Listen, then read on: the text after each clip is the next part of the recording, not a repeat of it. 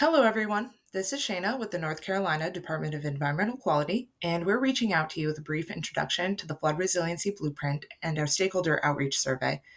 As the blueprint progresses, your input and participation will help guide our efforts and advise basin action strategies.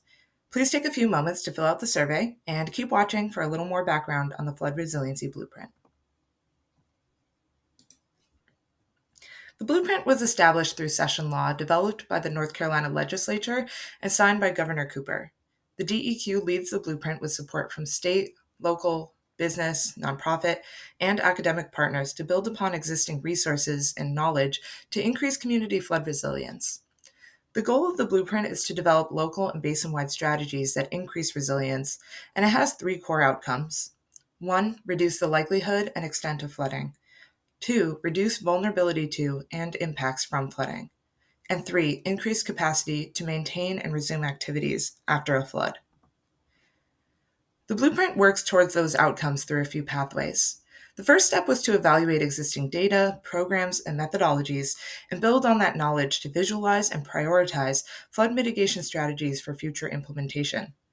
DEQ and its public, private, nonprofit, and academic partners completed the methodology development in 2024. The blueprint and the 30 reports generated from the robust development process can be found on the website linked in the survey description.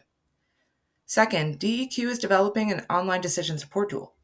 Testing for version 1 of the tool is complete, and version 2 will be released for use in spring 2025. It can be used by a variety of audiences, but primarily by professionals working on various aspects of resiliency to identify and select flood mitigation strategies in a responsible, systematic, equitable, and transparent manner. Finally, the blueprint will develop community and river basin-specific action strategies and on-the-ground projects to address flooding. Your input today will help us better communicate with you and your community as we begin the action strategy phase. Right now, the blueprint focuses on 6 priority river basins as required under session law. These include the French Broad, Lumber, Cape Fear, White Oak, Neuse, and Tar Pamlico. The first action strategy was drafted in the Neuse, which served as a pilot river basin. In the coming year, with your help, we will develop action strategies for the other 5 basins. As I mentioned, the blueprint involves the development of a decision support tool, which is a planning level tool meant for use by local and regional governments, agencies, and other professionals who make decisions at the project and local policy level. Users will be able to analyze expected risk and damage given specific scenarios. Building on that, users can explore, develop, and evaluate mitigation or resilience actions.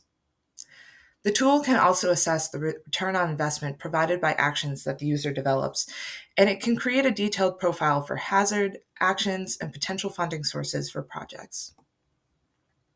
The blueprint has come far, and it still has far to go. So far, the blueprint has developed the draft Neuse action strategy with the involvement from over 150 partners. They served on advisory boards and provided invaluable feedback during earlier phases and continue to serve as we develop the tool and action strategies.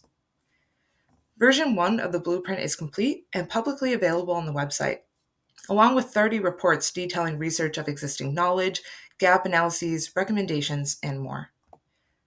Next spring, the Blueprint Online Decision Support Tool will be released.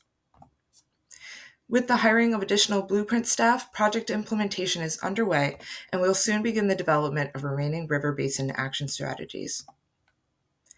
We currently have a Department of Environmental Quality team, including the Division of Mitigation Services Director, Mark Rechtenwald, the DMS Deputy Director, Jim Stanfill, the Blueprint Manager, Stuart Brown, and our 5 program consultants who serve as points of contact for the priority river basins.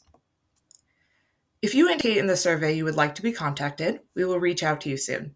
If you have any questions in the meantime, please feel free to contact any of us. Our information is provided at the end of the survey and can also be found on our website linked in the description. Thank you so much for your time and participation.